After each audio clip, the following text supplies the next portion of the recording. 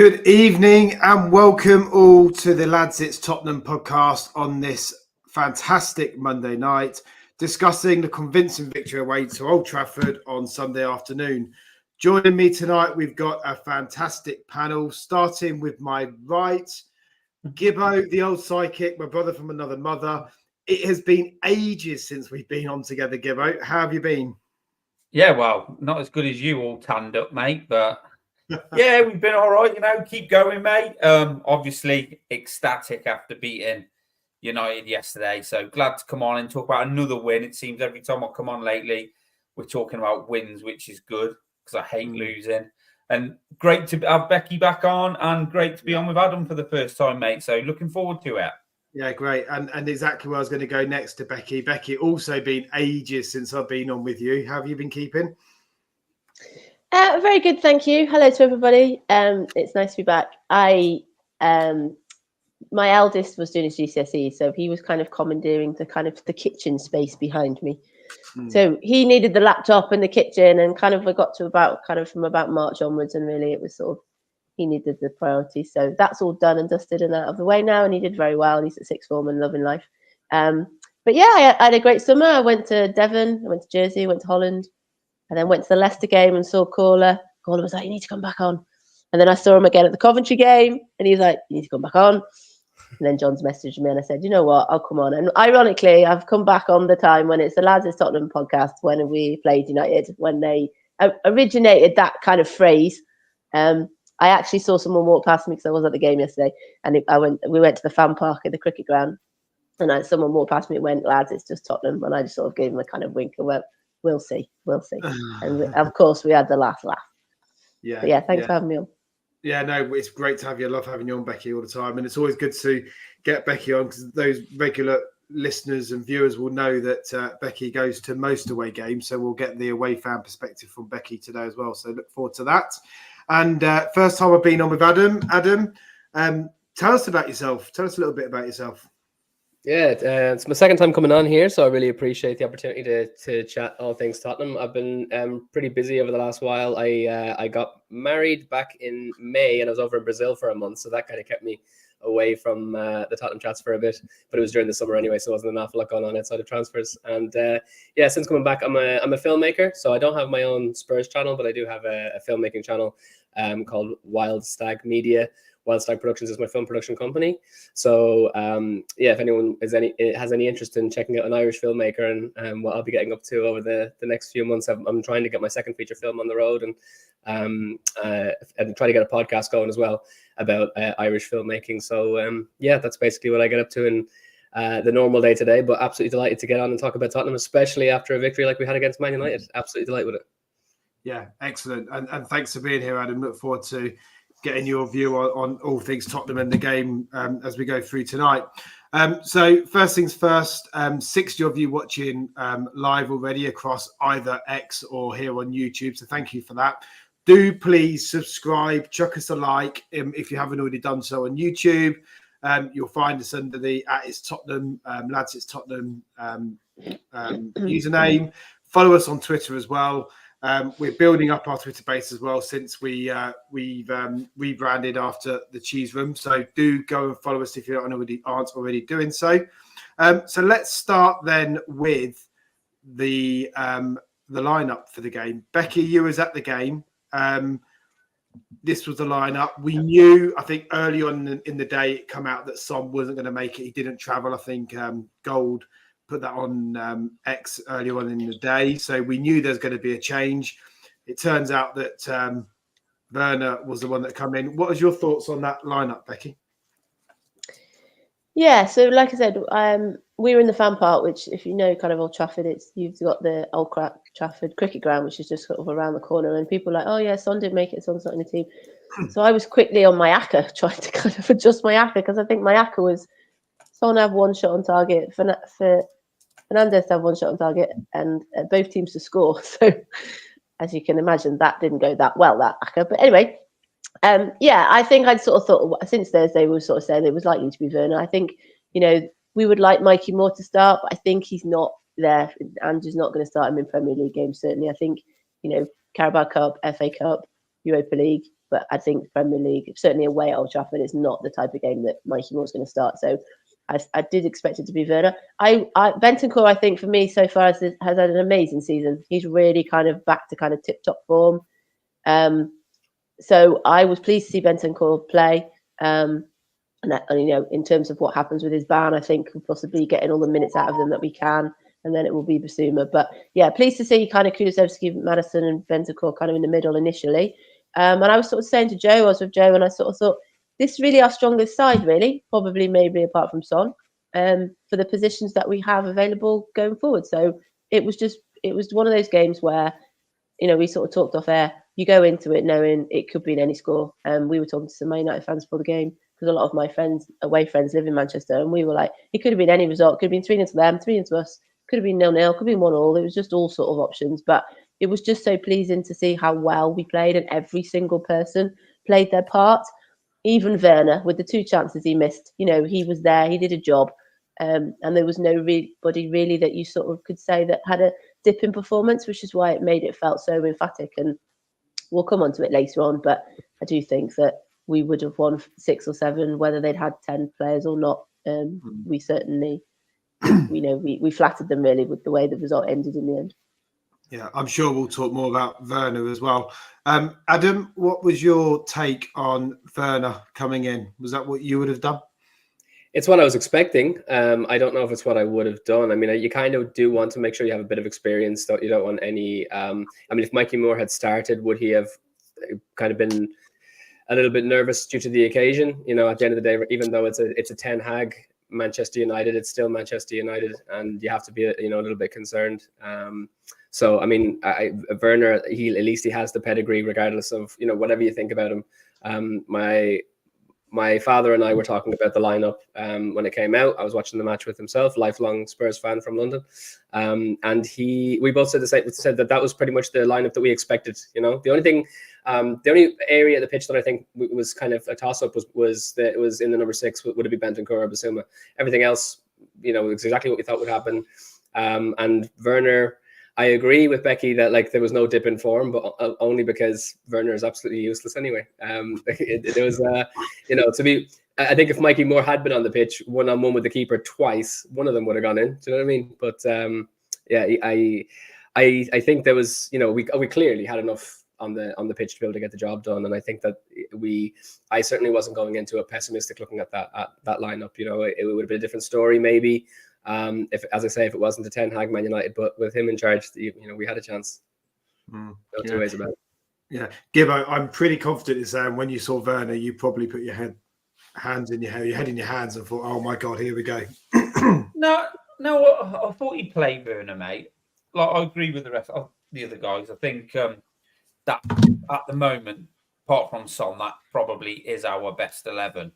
And I didn't think he'd play more. So you sort of knew Werner was coming in, and we'll probably get on. We're going to get on to Werner later before we get into So he came in, mate, and like you said, apart from Son, pretty decent team. I was sort of slightly worried because Son probably is the best finisher in the team, but obviously it worked out well in the end. So that I think that was the team pretty much everyone expected. I think everybody probably went, "Oh, Werner," do you know what I mean? So So I'm just mirroring the same as what the other guys are saying. Really, I think we're pretty much all in agreement, aren't we? We don't know how many matches it's going to be that we're going to be sighing as well every time we see the team sheet, because we don't know. Is Sonny only out for the one game? Is he going to be out for a few? I can't see him playing on Thursday either way, because you're going to want to rest him for Brighton Thursday. No, so we'll be sighing again when we see Werner on the team sheet come Thursday. Yeah, it was interesting comments, I thought, Matt, from Ange around Son's playing time, sort of hinting to the fact that Son is getting perhaps a bit older now, and we can't rely on him in the way we have done in previous years. Well, mate, I've said this before. I think probably on last week's pod, I've said that we've not got the same version of Son that we used to have. We've got a different version of Son now. The Son we've got now isn't as explosive. He's still the best finisher on the team. He's still an elite finisher. But he isn't. What is he now? 32. I think he's at his peak. Still a good player, but we've got a different version of him now. And I think sometimes he does need resting. He plays for his country all the time. he has to travel all the way over there. You know, and in the summer, I was thinking that's why we probably bring somebody in, you know, a little. I'm not slating Odebear, or, you know, we definitely could have brought someone in better than Werner. So I'm not having a dig at Odebear, but I thought we may have brought somebody else in that when we were in the situation we were yesterday, we could have played them and they would be a little bit better than Werner, or quite a bit better. That would have been preferable. Yeah. But yeah, you know, absolutely, mate. We've done it with players before where you just run them into the ground. Don't want to be doing that with Son. We want to be able to bring him in or take him off early and sort of like get the best out of him, get the best that we can out of Son. So yeah, but I don't think we missed him yesterday, thankfully, in the end, did we? So yeah, it's interesting one, isn't it? So lineup's what we expected. Obviously, the back four sort of picks itself, doesn't it? Now we know what that back four is going to be if all fit. We've talked about the potential decision around who would play in that number 6 role. Adam, what's your take on Kulu so far this season in that midfield role that he started, that central midfield role that he's, well, impressed in so much this season? Do you see him as being someone that could potentially fit in there as a starting pick in there? Oh, he's like that's his position now. He's nailed that on, and especially because the fact that we've seen Maddison play that little bit deeper now as well. You know, I think it's absolutely. You can see the way that they work together. It's a match made in heaven. So, Hideki's always said since joining the club that his favorite position is in the 10, and we could see like. He's not blessed with pace. He's kind of he's been really using that football brain of his lately to be able to get himself into positions where he's been able to get past the last man at times. And but it's more to do with his intelligence than anything else. He's not blessed with pace. So having him out on the wing in an Ange system doesn't make an awful lot of sense. Especially when you want, like, he's normally playing out on the right and you want someone who's able to cross with their right foot. Not that Decky can't do it, but it's not his favorite foot. Coming into that position, he's our best player. Like, I know that like from game to game, it's not as though he's getting man of the match, you know, in every single game, but he's the one player where he's giving us 8 out of 10 minimum performances every single game. If you've got, you know, one match, it'll be Dom Solanke, who's playing an absolute stormer. Another game, that'll be Mickey van de Ven, and you're like, these are the players that are standing out the most in individual games. But across all of the games so far, Kulusevski has been, bar none, the best informed player. And long may it continue. I hope we don't at any stage. I would see him as being one of the most detrimental to lose at this point. Do you know what I mean? There's many amazing performances we can talk about, but Decky's right at the top. Yeah, I agree. Becky, it feels to me, certainly to me anyway, that he's one that sort of forced his way into that team, because in pre-season, Ange was very vocal saying he didn't see that being his best position and playing in that position this time this year, but he's definitely proved Ange wrong, I think, hasn't he? Yeah, pre-season was a funny one because so many of them were still at the Euros. And then, you know, even like Bentancur and Romero, who went obviously to the Copa America, and then Romero was there. Bentancur was there to the 3rd, 4th place playoff. So they both were there for the length of it.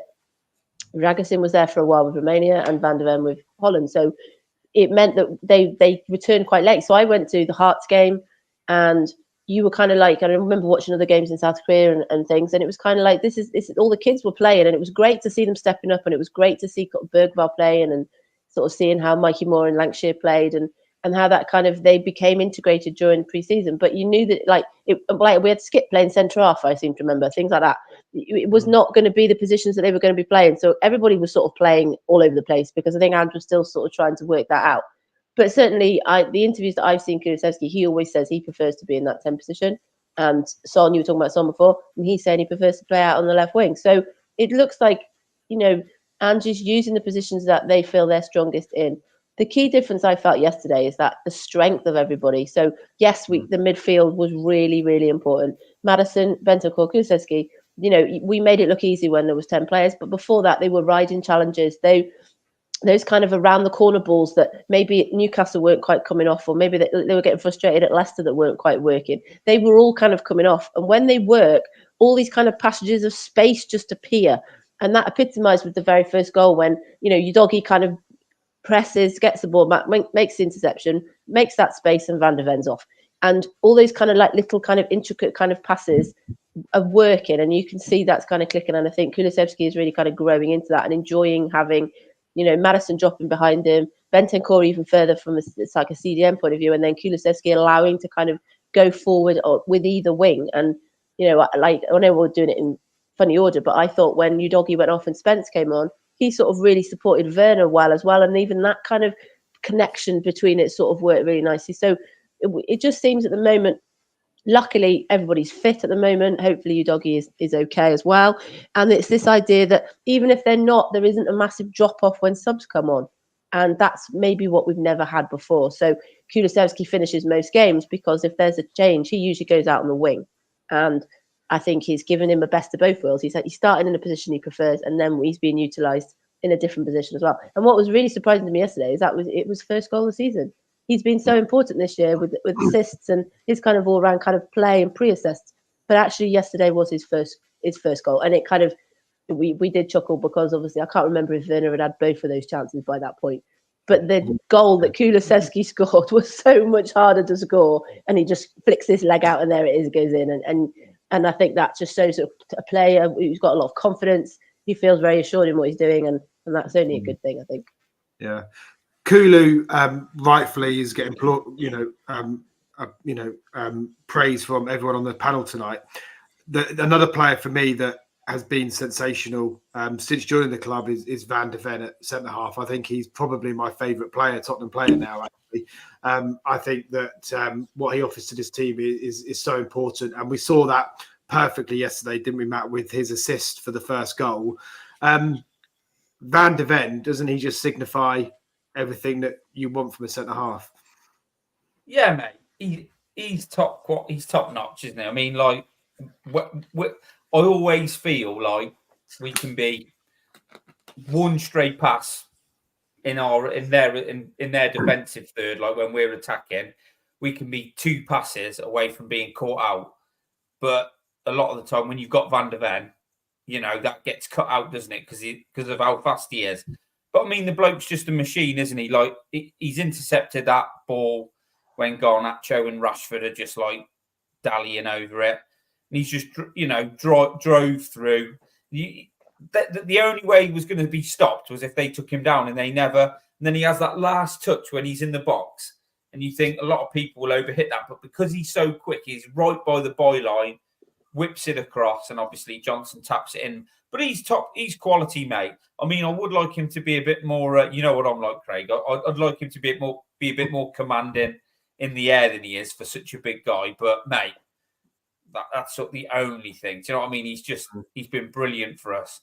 Just worry about his hamstrings, the amount of times he's having to sprint back for us, because that's like, do you know what I mean? But yeah, top signing, mate. Top player. He got man of the match yesterday, and I thought Kulusevski was definitely man of the match. Just on him, like you said, top quality footballer. Looks fitter than he was last year. Looks more comfortable where he's playing. Like I know Adam said, he isn't blessed with great pace.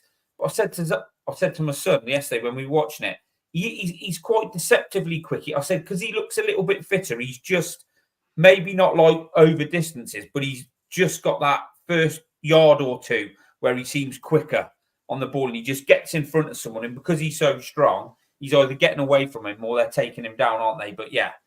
He was fantastic yesterday. I think he was man of the match. I think it's the stamina as well as anything else, because like he's got an engine, and by the time that everyone else is tiring towards the end of the game, he's not. He's still racing towards the goal, and when it comes to not having the pace of some of the other players, it's not like he's slow. He's definitely not slow, but he's not as quick as some of the other players. But towards the end of the game, when everyone else seems to be tiring, he looks like the Energizer Bunny. Yeah. Becky, the goal was the type of pattern of play that we see in the training videos that come out on social media all the time, with get the ball to the byline, cross it, get it across, and someone comes in and gets it. I guess the surprise for me, it was Van de Ven that was on the byline putting it across, because we never see that on the training videos, do we? No, and I think when I got back last night, that's a good thing about being at United. It's only like 40 minutes away from me.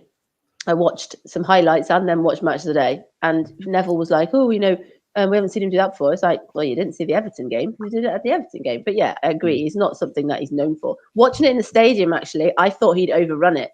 I thought, when it kind of right before he crossed it, it felt like it was going to like run out and go down that kind of like gap, that kind of hill that they have around the stadium. And then watching it back, I think he very slightly shins it. And then he, like you said, managed to cross it. And Johnson says in an interview, his job is to be there, and it is to get there and to be there. And which is, it's no mean feat. If you've got to keep up with Vicky van der Ven, you've got to like run. And Johnson did say that he did that.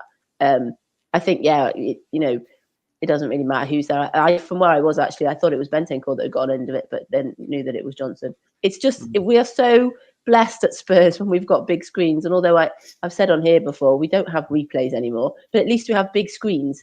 At Old Trafford, they don't have anything. There's no announcements. If you don't see that it was 6 minutes of injury time, you don't know how much is injury time. And then the score you can't see, and they don't announce who scored and all this sort of stuff. But anyway, people behind us had gone, it was Johnson on the end of it. And yeah, there's some great pictures. I saw a picture today of someone kind of behind Van der Ven. He's looking at Johnson, and it's just a great picture that, he's pleased that he's there. But fair dues to Johnson, he managed to keep up with him and be in the right place. So yeah, when it works, as I said, it works. It looks so easy, doesn't it? It just looks so easy. But like you said, there have been games, and I've seen in the comments a few people are saying about Arsenal and things like that, because it was just so flat at Arsenal. If those kind of passages of play in the midfield get intercepted, or like Udogie, for example, a ball goes stray, even on the other side for Porro, that's when the ball goes bounding over the top, and you've then got to rely on Van der Ven to turn around and run and catch it up. And luckily, we never really had any of that. But in the Thursday game against Karabag, that we did have that. Aside from the Dragic sending off, their game plan was to definitely try and boom it over the top and outrun Van der Ven, which, it's when it works, it's great. When it's not, it's quite tricky to kind of see how to kind of play around it. But that was never an issue yesterday. Yeah, and Adam, Brennan Johnson, 4 in 4 goals for him now. What do you make of his resurgence? And he has come from the back of a lot of criticism not too long ago. I think we're still only seeing shades of what's possible for him. Like I wasn't. It wasn't as though I was watching Nottingham Forest game in, game out. But if you obviously seen a number of the games when Jonathan was playing for them, also just watching Johnson's highlight reel, you can see, and when he plays for Wales also, you can see that there is an incredible player in there. I've gotten stick for saying that I can see shades of Gareth Bale. It's not just because he's his countryman. There is some serious, like, the guy has some tricks in him. The guy is able to beat his man. There's some serious goals in him, and we've only seen a fraction of that at Tottenham so far. And I think maybe it's a case of coming into a massive club and feeling like he's a little bit of an underdog, feeling like he's not not at the same level of the likes of Heung-min Son and whoever, insert name here, but he needs to, once he gets that bit of confidence, which we're starting to see at the moment, then we saw last season, he was afraid of his own shadow. There were times where he's not giving it everything going into tackles. He wasn't doing much defensively. Against Manchester United, he was all over the pitch. He was absolutely bodying everyone around him, as well as putting in the performance up front and creating chances and scoring goals. So I think that there's more to come from him. I think that it's incredible that we're seeing this attitude after everything that he was put through on social media, and the despair. But I can't obviously, I don't know the guy, but if I knew him, I'd tell him I was proud of him. And it's just amazing to watch his father every time that he scores a goal. Now the camera will cut to his father in the stands, just massive grin on his face, supporting his son through thick and thin. And I don't think that this is peak Johnson at all. I think that there's another several levels that we haven't seen yet at Tottenham, and I can't wait to see it. Yeah, I mean, Matt, we need these goals from Brennan, especially with Odegaard being out for the foreseeable. Is he really important to us now in this system? Look, mate, I think he's an Ange player. I think he wanted him. I think he brought him in. He scored 4 goals in 4 games. He's at it. He looks like he's sort of not rocket and the right word, but I think he's been sort of, somebody's got into him and sort of said, look, we need more from you. We need more. We need more goals. We need you to be, like Adam said, I think we need you to be a little bit more. We need you to be a bit stronger. I'm not a big Brennan Johnson fan. And people who watch this will know I wasn't a Brennan Johnson fan when he was at Forest. But he's producing. So while he's doing that, that's all you can ask. I don't think his all round. I mean, he had at one point he could do with being involved in the game more. I don't think. I know Adam said he can, but I don't think he is very good one-on-one. When he gets up against somebody, I'm not sure. I mean, that may come, but at the minute, I think he's better played in behind or taking up a position on the back post for his goal yesterday.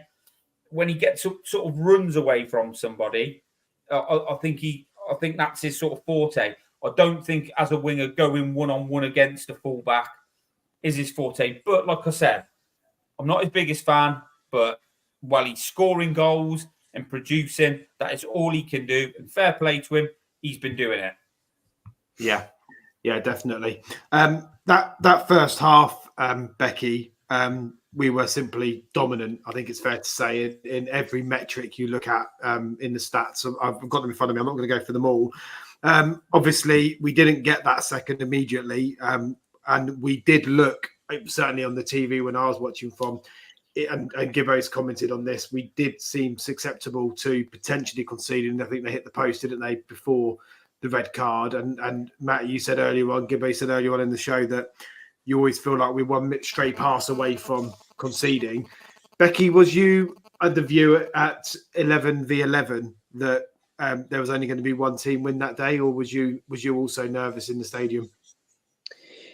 Well, we were nervous, and everyone kind of around us was saying the same. That you're saying that yes, we beat a Ten Hag United, but there's been times when we've been to United in recent history where they're not being great, but they've still managed to galvanise some kind of result. So like most teams in the second half, when they're attacking to their own supporters, they have the raise. You've also got the kind of the Man Unitedness of penalties and all that sort of stuff, and so we were worried. We were, and I said at halftime we had to make sure we scored the next goal. But yeah, I think even when it was 11v11, I remember them sort of having mainly half chances. There was one where I think Vicario kind of landed on it and Romero chested it to him or something, wasn't there? And then the one where they hit the post. But I do think Vicario had that covered. We just didn't feel massively exposed. Even if you compare it to more recent games like the Newcastle game, we didn't feel like they were kind of running at us and we were sort of backtracking. They were more sort of kind of half chances. I think we had it covered, but certainly I think I like the fact that Match of the Day put the stat up yesterday to show that actually we were dominating them when they had 11 players and when they had 10 players, so that they couldn't use the idea that we only beat them because they had 10 players. But yeah, we all said we've been to so many Spurs games, whether it be home or away. You never feel that comfortable. Certainly at 1-0 at Old Trafford. So yeah, we felt we needed to score the second goal. Yeah. Adam, where was you? How was you feeling? And after going 1-0 with the way we were playing, was you worried? Still worried? Was you wanting us to get the second?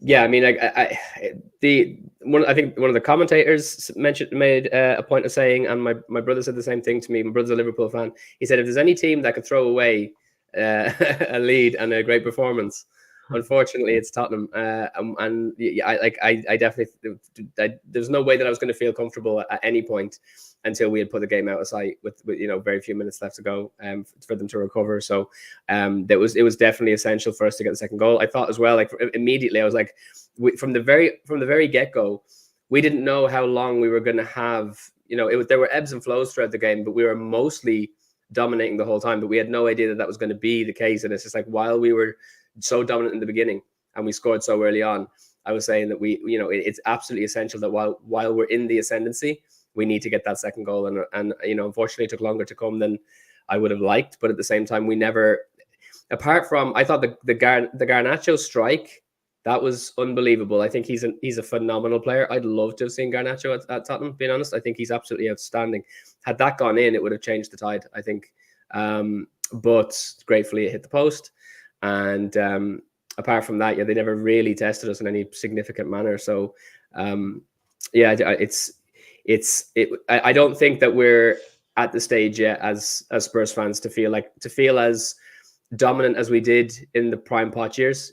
I think for the foreseeable, we're looking at, regardless of how well we're performing, you have to just hold on tight to your seat until the 90th minute, and then you can breathe a sigh of relief when it's all said and done. Well, strangely enough, mate, you saying that, I think it was about 88 minutes, and my wife said to me, "You're still worried, aren't you? You're still worried. You're still nervous." I said, "Yeah, I'm still like." And she said, "I suppose it only does take a second to score." And I was like, I shouldn't be nervous. I should be like really full of it already. I said, but I don't know how much extra time there's going to be at the end. I said, I can't relax until it's the final whistle, which is fucking ridiculous, isn't it? 3-0 against 10 men. It's ridiculous, but it's just like, I still remember being 3-0 against West Ham, and then in the last 10 minutes they score 3 to draw the game. Like you just got, unfortunately, as Spurs fans, you got to keep things very level-headed until the whistle is blown. Mm-hmm. Yeah, no, definitely. At 1-0 before the sending off, Becky, Werner had at least one of his 2 chances, if not both of his chances. 2 one-on-ones with the keeper.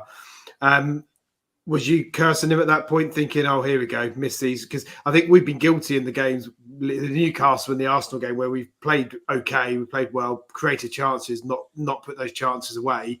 When you see Werner wasting those 2 opportunities, certainly I was thinking, we've got to put them away. They're going to bite us if we're not careful. Yeah, and I think we kind of turned around to each other and went, how many of these chances are we not going to kind of put away? Are we going to rue these missed chances, and are they going to equalise? And that was that kind of the feeling. Yeah, he had 1 in each half, didn't he? So the one in the first half, I was kind of right behind it, and I turned to my friend next to me and went, Sonny would have scored that, because he's of the idea that Sonny's legs have gone and that he's probably in the latter end of his Spurs career. And I just went, well, Sonny would have scored that. But yeah, I've seen a lot written about Werner today, that, he largely didn't play that badly. It's just when it comes down to those particular chances. He's obviously very, very low on confidence, and there's nothing like we just talked then about Johnson and about Solanke. Goals help confidence. It's just, everything's being put in place. He's got to finish off. And that one when the second half where this isn't the shot that he had against Onana, the one when he ran the entire length of the pitch and there was nobody up with him, and he managed to keep the ball, and then everyone manages to catch up with him, and then he passed it behind them all. Yeah. We were all sort of there at the safe standing, and we all just kind of collapsed on the safe standing, and we're like, oh God. But yeah, it was comical. By that point, I have to say, I think it was 77 minutes, wasn't Solanke scored? We all felt that was it. We were singing "Is There a Fire Drill?" because the ground completely emptied, and you didn't feel that the Man United players had the confidence to go on and win the game. So that's when it was really kind of party time. But yeah, I think the chances that Werner had, luckily they didn't come back to us, and that's when you can kind of almost laugh it off. But in bigger games, they're going to be important, and those we can't miss chances like that. And he needs to start putting them away. He's not going to, though, is he? I mean, at his age now, he is horrendous in those situations, Werner, isn't he?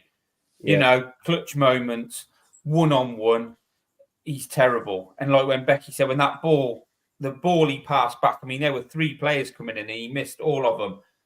But Becky's right. I thought he played until that first one-on-one miss. I think it's like Becky says, he's not high on confidence anyway. But after that first one-on-one miss, I think the confidence even more drained out of him. But I thought he did all right. He took on his fullback. He ran at him. He was full of endeavour. He's not got the greatest touch, but he laid a few decent passes into people. But he played better than I thought he would actually. It's all-round play. But he is just absolutely shocking in one-on-one situations, isn't he? He's really bad. And I don't think that's ever going to change. That is just part of his game. That's just part of his game. Yeah. It's when he's got time to think about it, hasn't he? I think, in fact, Kevin's just put in the group chat, he said exactly the same point. He'll score when he doesn't have time to think about it. I mean, I just think we've got him in now. Obviously, Odebear's injured. He probably would have played over him if he was fit. But yeah, just I think he'll play midweek as well.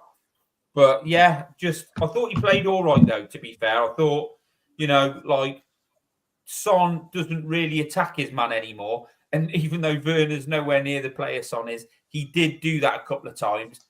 But the confidence just drained out of him as soon as he missed that first one-on-one. I mean, they were both the same, weren't they? He literally hit them in exactly the same place. No lift, no sort of power, no curve. It was like a pretty well hit back pass. I'd class it as, but yeah, that's just what he is.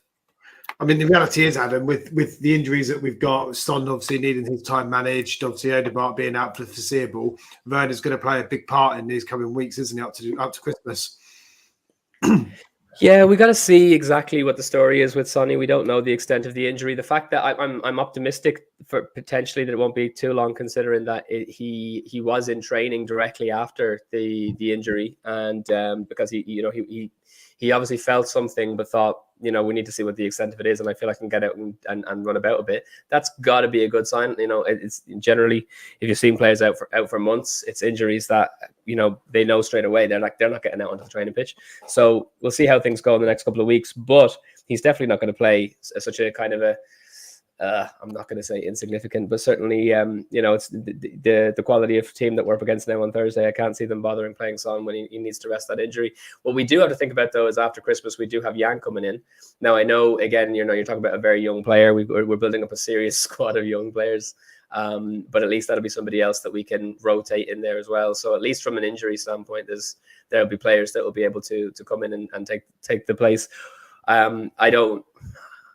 I don't know what I want in terms of, like, when Yang does come, does that mean that we can let Timo Werner go, or is it worth keeping him around and having him on the bench? I honestly don't know the answer to that question, because I do think he is absolutely abysmal. He is so unbelievably poor. So he'll see the season out, mate. I think probably the season out. As long as we don't sign you just go back to Germany after. We ain't signing him. There's no way. There's no way now. When you watched it, there's no way. Yeah. I don't think we'll pay his wages. Isn't he on like £120,000 a week wages? I understand about the loan fee being low and the 15 million isn't that a thing, but I don't think we would pay that in wages. No. I mean, it's only a small snippet when we've seen Mikey Moore come on. But even in those little cameos Moore's had, he looks more assured when he receives the ball, more assured when he's, doing things on the ball. So he's got nothing to lose, though. I think when the young players come on like that, when Bergvall came on yesterday and more, because the thing is said about Werner's confidence, when he missed the second or when he passed the cross that went behind everybody, we did start singing for Mikey Moore and brought him on fairly quickly after that. That's obviously going to affect him. But I think Mikey Moore's got nothing to lose. He can run around and do whatever he likes, kind of. And just probably said to him, like the players last year, we are giving you the confidence to go and try those things and just try it. That chance that he had at the end, which I've not seen a replay back of because it's not been included in any of the highlights. Oh, wowzers. From where we were, we thought it was in. And the place would have gone absolutely nuts if that had gone in, because he just comes on and he's just got this real kind of confidence and keenness to sort of be, on the end of things, running a kind of like on the edge of the defenders. He's just so excited at the ball and keen. It's great to watch, really great to watch. And he came on in the game where the game was over, and it was just the ideal sort of time to come on. If that chance had gone in, wow. So we get Heung-min Son's right, Kenny. We won 3-0. We've had a little moan about Werner. No, I don't think anyone's. Yeah, he said about. Slagging off Werner. I'm not slagging off Werner. I'm just saying that he missed in the game 2 chances that in a big game against a Liverpool or a Man City, you can't afford, Arsenal even, you can't afford to miss those chances. And I think we're saying, there's probably other players in the squad that could have finished them, would have finished them. Like you said, Becky, Son would have finished one. I think you said, or Mickey Moore would have finished one potentially. I think also as well that it that's the reason it wasn't 5 or 6, 7. It's because of those chances. So it was just 3-0, and that's why it flattered them, and that's why the media have gone to town on, it was a poor United. We made them look poor, and had Werner been more clinical, it would have been 5 or 6. Yeah, absolutely. Yeah, and that's what we haven't done so far with the play we have and the dominance we're showing in these games and the statistics we're putting up, but we're not doing the 5 or 6 which you see, Liverpool do routinely. Arsenal do routinely, Man City do routinely, and that's what we've got to do. That's our next step, isn't it? Our next progression. Okay, good stuff. So we get to half time at 1-0. Obviously, Adam, when we've gone into half time before, come out and been slow coming out of the traps. We needed to start quick again in the second half. We did, and very quickly we saw a fantastic goal from Kulu. What did you make to that goal from Kulu this time?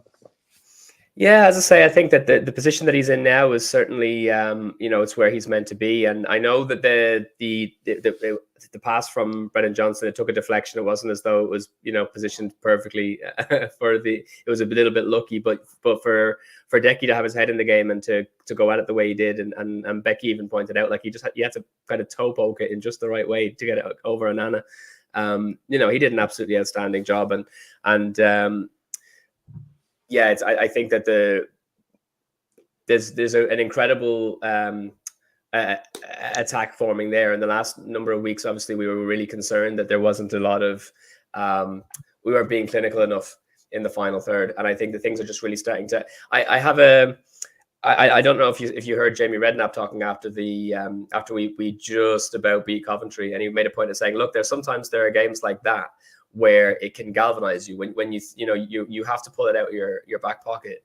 That can be the thing that kind of galvanizes the team, and it does seem to have been the case that since that game we've got a serious amount of confidence, and I think players like Kulusevski will benefit from that when he's being set up.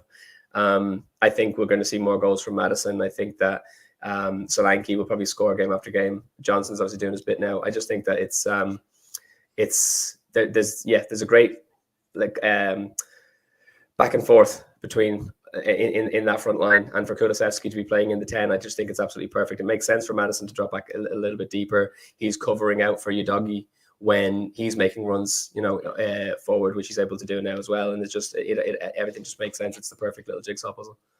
Yeah. Gibbo, great finish, or should the keeper have done better? No, good finish, really. He was close. He changed the direction of the ball. Flicked in, he was close. Johnson's obviously got him behind. I mean, shocking defending from Man United. But yeah, we just attacked it pace. Good finish, mate. Technically, Kulusevski is really good, isn't it? And then sort of thought from that point on, let's just push on now and get as many as we can. But they did have a little period after that, didn't they, where they put a bit of pressure on. I mean, they couldn't have. We're saying about the same if Fernandes going off for me did completely change the game, because like I said early on in the game, when we were playing really well, I always felt we were one stray pass away from being hit on with a sucker punch down the other end. But it did change it, because they couldn't, Rashford, they couldn't leave him high. They had to get bodies in because they knew we'd rip them apart. And sort of their period of where they were putting the pressure on was more them just getting the ball in the box, wasn't it? And getting on bits more so than sort of playing through us and stretching us. So, for me, the Fernandes sending off did change the game. And then when we went 2-0 up, even though I said I wasn't confident, even at 89 minutes or whatever, at 2-0, really, you sort of think, that's it now. It's going to be really hard for them to get back in the game. So, yeah. Brilliant finish, mate, from a player who was absolutely brilliant on the day. Yeah. No. When it was 2-0, is that when they had the spell of the handball shouts? Because I wasn't drinking, I was driving yesterday, but you still kind of misremember the order of everything. Was that when it was the handball? And I got back here and asked Jack, and he said he thought that it would have been given, but watching it back, it kind of deflects off Romero, doesn't it, and kind of goes over.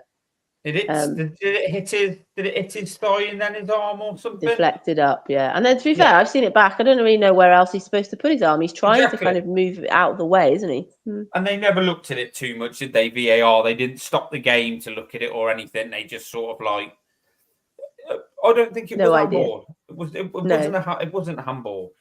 None of them. But that's the kind of you were saying about that little bit of spell of play that maybe some of our players were tiring. When you think they get a penalty there, that galvanizes the crowd. This is a different match. Yeah. So it was great that those sort of things. Going back to the sending off, for me, it obviously happened so quickly. I just remember seeing a leg kind of flailing. We all just thought VAR would overturn it and it would go down to a yellow. So we were obviously delighted. And it was celebrated like a goal as well when it was given that it was a red card. So I remember there was an interception Van der Ven made that was celebrated like a goal, and then when the Fernandes was sent off, but like I said, I thought it would be overturned. He does slip, and I know Match Today made a big fuss about the fact that he doesn't actually show his studs. He sort of gets him with the other side of his boot, but if he did connect, it's naughty, isn't it? It's not. Why he stuck his leg out though, Beck? Do you get what I mean? Like he's he's trying to damage him. He knows what he's doing. He's trying to take Maddison out, but he slipped, and he probably never meant to, catch him as high as he did, but he did. Yeah. He caught him up there, and he got sent off. And I know people are saying, "Oh, it was a send off." There's not a great big hoo-ha over it, is there? Like usually when players get sent off when they shouldn't, there's a big thing about it, but. There's been a few murmurings. He caught him. When I first saw it, I thought red straight away because he caught him high and late. Anyway, it was a red card. He got a red card. It's not even worth saying. Oh, if they'd have still had 11 men, because he did get sent off and he deserved to be sent off. So that's the way the game went because he was stupid enough to do it. Yeah, I had to look at it a few times, Matt. Gibbo, to be fair, I wasn't convinced it was a sending off, not from first view. Adam, what was your take on the sending off? Would you have been a bit aggrieved if it had been against us? To be fair, I think it's very, very hard to look at that particular tackle in an unbiased fashion. But what I would say is that he had every opportunity, as far as I'm concerned, to pull out, and he didn't. So when the foot is still high, I know he hasn't got his standing foot down, so maybe it takes a little bit of the power out of it. But at the same time, he knows full well he's going to ground. He's slipped. I feel like he could have pulled out and he didn't. So at the end of the day, he's made it look terrible. If we weren't living in the age of VAR, it would have just been a straight red, no discussion, off you go. So that's what the ref saw on the day, or whether I think he consulted the linesman as well. But between them, they both decided that was a straight red, and off you pop. No better man as well. And people are saying in the comments, had it been the other way around, Fernandes would have been making all sorts of fuss, wouldn't he? Be rolling around all over the place. So. Yeah, that's why. And I was weird when I got home. Jack was like, "It's the first time Fernandes has been sent off for Man United." I could not believe that because of the type of the player that he is. Really surprised that was actually a thing. But yeah, I agree. The intent was not there. He knew what he was doing. He knew what he was trying to do to Maddison. So yeah, it was great. That's why it's a goal. And I'm glad it was him because I know he'd have been rolling, and I know he's an horrible so and so. But I think he is. I think he is quality. I think he is a top quality player, and he's the sort of bloke that when I was talking about it breaking down, he's the sort of bloke who gets on the end of them things or hits one from 20 yards or whatever. So yeah, I'm glad he got sent off. Yeah, me too. Okay, and then the game continued. We continued to dominate again because all the metrics, and then Solanke with 3-on-3, Becky. Yeah, so we had the wrath of changes, didn't we? I can't remember the order. We bought Sarr, bought Mikey Moore on. What was interesting about the substitution is that Bergvall took the corner, and because Sarr was still running on, they got to take it again, and that was really cool because that was the corner that we scored from. So great leap from Sarr, right in front of where we were. Great leap, a goal Langer's goal with a tap in. I love those sort of goals, and yeah, really pleased with Solanke. So Solanke's got 3-on-3 as well. I think we were sort of saying that Solanke's all-round play. I know he's still kind of getting match sharpness with the injury and everything, but he just seems to have a bit more about him if you're comparing him to Richarlison. I'm not going to compare him to Kane, but compared to Richarlison, he seems to kind of win the ball back. He holds it up better. He's making kind of little connections with Kulusevski and Maddison, which is nice. You can tell he's really hungry to get on the end of the ball, but the anticipation for that header from Sarr, because he was like a salmon, wasn't he, jumping in the air like that, and that was Sarr's first touch as well, which is really cool. Yeah, it's great for Solanke. Yeah, Adam, what are you making of Solanke now? Do you think he's starting to finally get a bit of form? Yeah, I think he's outstanding. I think that people were writing him off way too early when he only had a couple of games, kind of just starting with back to another big club, and I don't know why anyone was expecting him to come in first game and start putting them away, but he has started early. We know how long it normally takes Harry Kane to get his shooting boots on, even though eventually when he does, starts smashing them away, and Solanke has started early. I love the guy. I think he's absolutely brilliant. He's got a motor. He's absolutely all over the pitch. He's trying to control things everywhere, and he has the eye of the tiger, and he makes sure that he's exactly where he needs to be, you know, right in front of goal for the tap-ins. And if that's all he scores all the time, then, you know, so be it. I think that you saw in a couple of the games that he wasn't playing in, that when we played Son in the 9, for example, he doesn't have that killer instinct right in front of goal. He's amazing at one-on-one with the keeper. He's amazing at distance. I wouldn't trust anybody over Son to score from outside the box, but he wasn't in the right place at the right times on so many occasions, right in front of goal when the ball is being crossed through. Solanke will be there on every single occasion. So I love him. I think he's going to be fantastic. I'm a huge Richarlison fan. I always sing his praises when people doubt him. Obviously, he went through that purple patch where he was doing absolutely amazing, and then got the injury, and now all people think about is, well, he's not there, is he? But I think Richarlison is fantastic, but I do think Dom Solanke's on another level. He, as far as I'm concerned, Dom has everything that Harry Kane had with us, except he's not going to be as clinical a finisher from distance. Solanke will mostly score tap-ins, let's be fair, but he gets around the pitch. He makes sure that he's coming deep. He's dominating everywhere. You know, you literally see him his heat map. He is absolutely everywhere, and he has pace. You know, he's deceptively quick. He is definitely deceptively quick. So I had my niece and nephew, and we were watching the match the other day, singing his song, dum dum dee dum dum dum Solanke, and I'll be doing that every single time he scores a goal now. Absolutely love the guy. Yeah. What an interesting debate I was having with another Spurs group that I'm in is how many goals will Solanke score this season? So he's currently on what, three goals in the Premier League. Gibbo, where do we see him finishing? Where do you see him finishing? And I guess I'll ask a question to all of you as well. We'll record it and we'll revisit this at the end of the season. We talking all competitions or Premier League? Premier League. Well, I think you get 15 in the Premier League. I'd like to think you get at least 15 in the Premier League. But just mirroring what the other two guys said, he's a pressing machine, isn't he? Works really hard, brings other people into play, decent in the air. And like turn of pace. And he's scoring tap-ins, which is, you know, that's what you want. You want someone who can just literally put the ball in the back of the net when you've got your wingers, you know, just pulling balls back. So, yeah, at least 15 Premier League goals, 20 plus in all competitions. Becky, where do you see him coming in? I think something between, I think Kevin's put 18, kind of 15 to 20. It depends, you know, if we're winning games 3-0 each time, and like I said yesterday, you know, I know Kulusevski didn't start on the wing, but Kulusevski, Johnson and Solanke scored. So if we're going to score 3 goals pretty much each game, then you'd think Solanke's going to get one of those at least. So, you know, it could be beyond 20. I think people are saying in the chat, obviously it depends if he stays fit. You know, there's going to be some games a bit like Haaland. He's probably going to get marked out of matches, and he's maybe not going to be as involved. But you'd like to hope that, you know, he's big in the air. He's a big unit. That's why I know yesterday it was a tapping with his foot, but you do sort of see him. He's kind of a bit of a kind of presence on the keeper at corners and things as well. So, you know, he might saw some with his head as well. I think 18 is a good shout. But I would, if we continue playing with this kind of confidence and this many goals in games, I think it's going to be more than that. Is he going to get England call up back, do you reckon?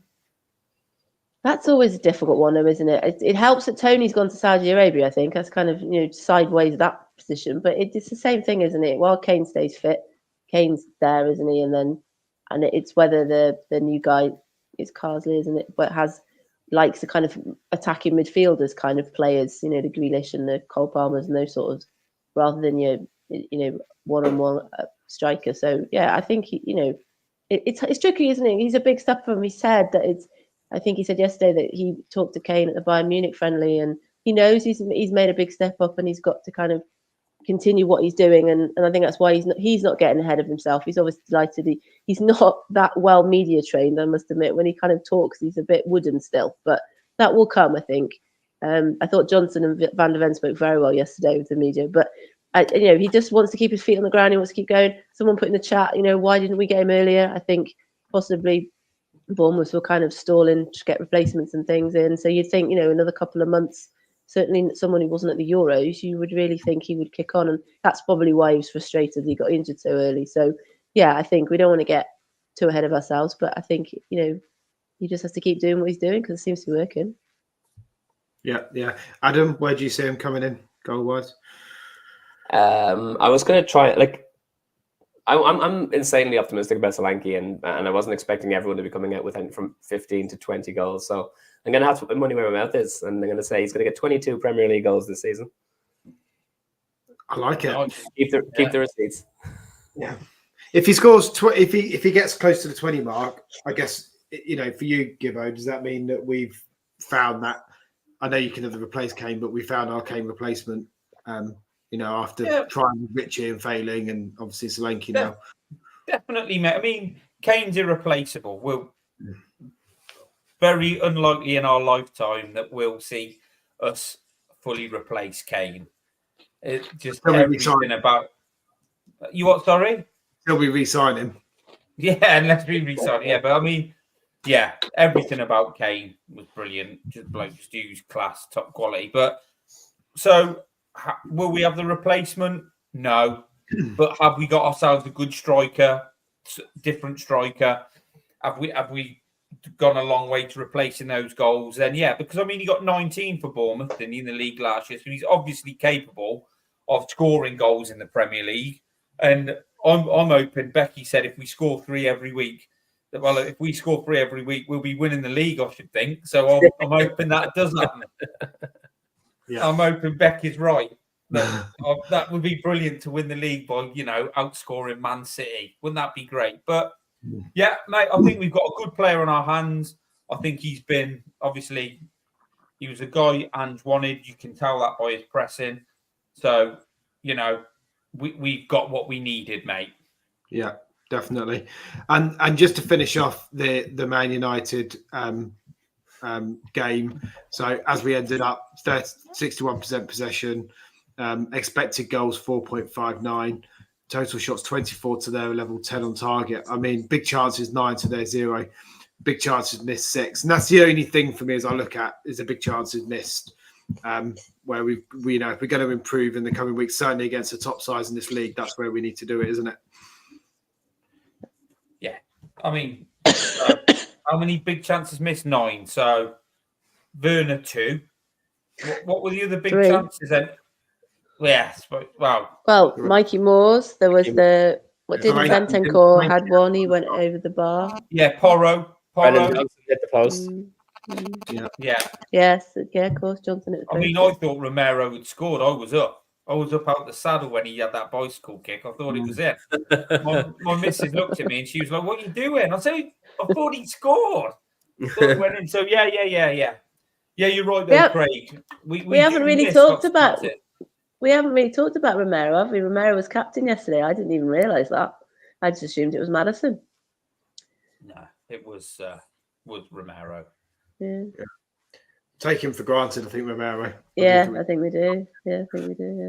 Probably a I think we have 2 of the best centre backs in the league. It's just the only reason that that statistically you're going to see other teams getting praised more is just because of the high line that we play, and we'd get absolutely destroyed if it wasn't for Mickey van de Ven and his pace. It was in the Coventry game. I can't remember the name of the commentator. I feel bad disrespecting her, but she said Mickey van de Ven looks like an alpha playing with his kids, because just there's no stopping him. Do you know what I mean? He's playing with his children. The fact that he's able to catch up with them and just take the ball off them really easy and immediately start on a new attack. It's unbelievable. So I think that honestly, Cuti Romero and Van de Ven, if it weren't for the fact that we play such a high line and we get caught on the counter, people would you'd see if we just played a little bit deeper, they would be undoubtedly the best centre back partnership in the league. Yeah, I kept reading today that aren't we the second best defence after the so-called we're terrible and concede all these goals. So it shows that we haven't been thrashed. Arsenal was 1-0, Newcastle was 2-1, Leicester was 1-1. We haven't had a drubbing, and we've had obviously the Everton result and the Man United result. And 2 of those goals that we conceded were just Romero falling asleep, and that's something that you don't expect from him, and you're unlikely to see from him now that he's shaking the cobwebs off. The big thing is now we've got Brighton away at the weekend.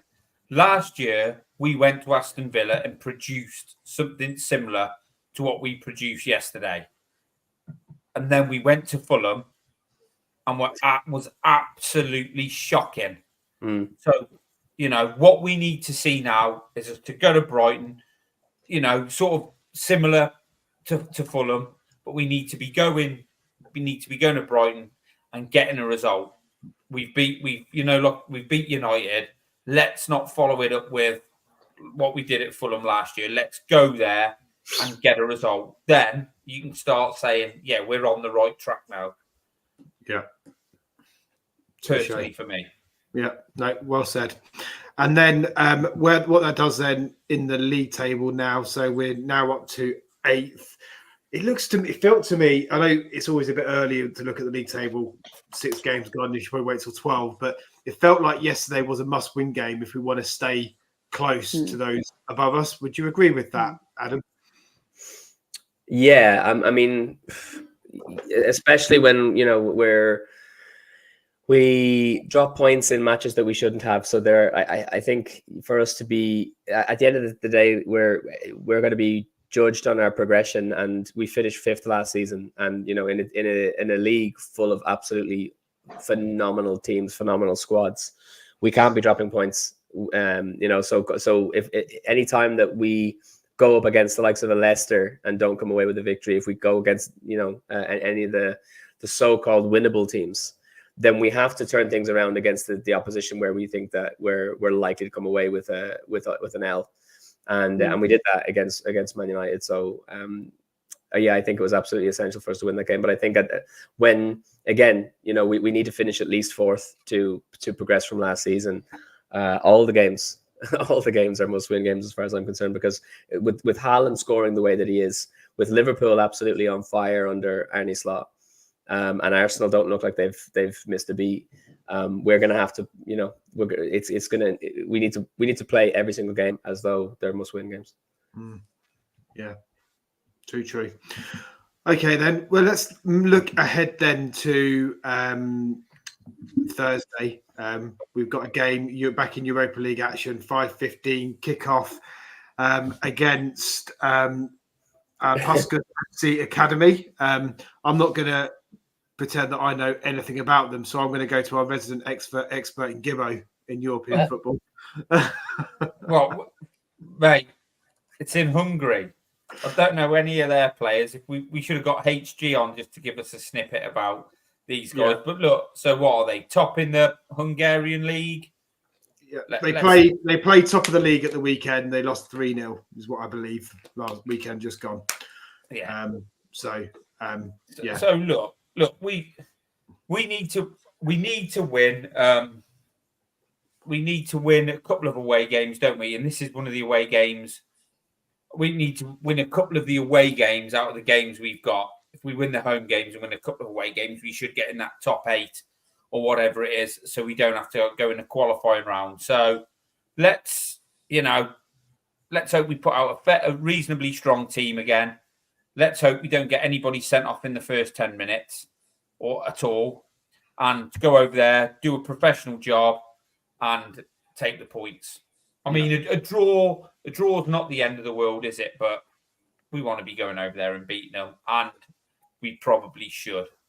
Not taking anything for granted, but we probably should. I think Thursday will give them a little bit of a warning, though, because, that was an Azerbaijan team that, had things slightly gone differently. They may have scored first, and kind of kicked on. When we equalised, obviously we had 10 players and everything, but things could have been slightly different. So I think it's proved to the squad that you can't underestimate anybody in Europa League. If you factor in, the away fixture, I think it's a 5:45 kickoff as well, so it's earlier. You've got different European refs. They are different in Europe. There are different decisions that they make that maybe we're not used to in the Premier League. And I think maybe Thursday was a bit of a kind of warning to the squad that we can't be complacent and we've got to go and do a job. Yeah. I think there will be some changes. I sort of see possibly maybe Saarberg, Val, Basuma possibly having a bit more involvement. It still staggers. I still think it's odd that Spence is not in the Europa League squad. because if your doggy is injured, who's going to be playing in that position on Thursday? So I think that's a strange decision. Ben bloody Davis, that's who. Yeah. So it's I don't but yeah, I think possibly I'm not sure Moore will start or Lancashire, but they may be players that kind of come into it later on. But yeah, like I said, I think you never quite know with Europa games. No, you don't. And obviously there's a link between, as Davo alluded to, there's a link between Puskas FC and Ange, because Puskas coached Ange, didn't he, in Australia? So I think the Puskas crowd are apparently, so I read, are looking forward to Ange Postecoglou going there. So it should be interesting anyway. But expect to win, Gibbo? I do expect to win, but you know what I'm like, mate. I want to win every week. I don't. There's games where you sort of think draw would be a good result, but I think just go and win. But Becky's right. You can't take it for granted. We just need to go and do a professional job. Don't take them for granted, and pick a reasonably strong team, and we've got a good chance. We've got a good chance. We should be able to win. We've got the firepower. I think we'll have to play a pretty strong defence because Dragusin's out. So I wouldn't be surprised if it's Romero and Van de Ven playing at centre back. Archie Gray, he'll probably play Archie Gray at right back, won't he? Which, not Ben Davis, Gibbo? Not Ben Davis. Ben Davis will play left back, I think. Yeah, he'll play left back because Spence isn't in the squad, is he? Oh, of course. I don't think Udogie will play because obviously I think they brought him off at half time as a bit of a precaution because he was struggling, so he's not going to play. So I think it'll be something like Gray, Davis, Romero, and Van de Ven. I'd rather see left back. Go on, sorry. Anyway. Yeah, go on. Yeah. Has it been confirmed that Dragusin has got a 1-match ban and not a 3-match ban? I heard a few people saying that because I don't think it has been confirmed, but a lot of people are saying that it is a 1 match. So I thought it was a straight 3, but apparently it is a 1 match. Yeah. Adam, who do you want? Anyone you want to see in terms of? Would you like Ange to go stronger, or would you be happy for as many wholesale changes as we can make in terms of bringing in the Mickey Moores of the world? I would definitely. I want to see Bergvall and Gray play because I think they need minutes. I think that in order for our squad to be as formidable as we want it to be, you need to be giving those lads minutes because otherwise they're not going to have they're not going to be in form when they need to be called upon when we do have injuries, when we do need squad rotation. So I think when you're playing against, like again, I don't want to be dismissive to any team, but when you're playing a Hungarian team and you have the option to rest some players, then you want to do that. And I think that I was singing Bergvall's praises for months before we bought him. I think he's an absolute superstar in the making, and I think the only reason we haven't seen the best of him so far is because he's just not getting enough time. Like he's used to playing week in, week out in his previous team, and now he's obviously he's down the pecking order a bit. But in games like this where you'd imagine our bench is strong enough to be able to do the business, then Bergvall has to start. I want Gray to start as well. I also think he's he's a future, possibly a future captain. I think he's absolutely outstanding. He's got a great football brain, really commanding. He just needs more time to get his confidence up. Then you don't want to go completely. You don't want to have an entirely new 11. I'm not sure. I don't know how you guys feel. I'm not one for wanting to rotate keepers because I don't think that they're it's not as though they're running around the pitch the whole time. Do you know what I mean? I think Vicario should be playing 95% of games. I really do think keepers are rubbish, mate. We don't want to be playing them. Exactly. I hated the fact that we played Fraser Forster. I don't understand why we didn't bring in an understudy keeper, during the transfer window because there's nobody fit for better than the other 3. Yeah, that's the thing. Yeah, absolutely. I'd rather bring. Was he 17 years old, Gunter, or 18? He's very young. I don't know. He's very young, but I'd rather bring him in considering the reputation he has. But no, we should have gone out and we should have got somebody else. Homegrown, isn't it, Adam? Homegrown, I think, plays a big part. Yeah. But surely there are other homegrown players out there that we could have, we could have brought in that would be better than Fraser Forster. But at the end of the day, I think it will be a case of just having a smattering of new players, not a fully fresh 11 from the Manchester United game. Just 50-50, and that should be enough to do the job. Yeah. I thought Bergvall was sloppy when he came on yesterday. That's what I'm saying. Not enough minutes. Bergvall is absolutely phenomenal. Oh, I've got no doubt. I've got no doubt about that, mate. I think he is. I've just thought I've seen him. He's a bit loose with his passing at times, but he's a young kid. He's a young kid, and he's trying to do something. So, yeah. All right, then. Well, I think we've pretty much come to the end of it there. It's been a great debate, great conversation. Thank you all for coming on. Becky, are you at the game Saturday, Brighton away? Sunday? No, Sunday. No, a bit far for me that, because I don't mind doing a 4:30 on Sunday, but I know straight on the M1 and then straight up the M6. I know I'm going.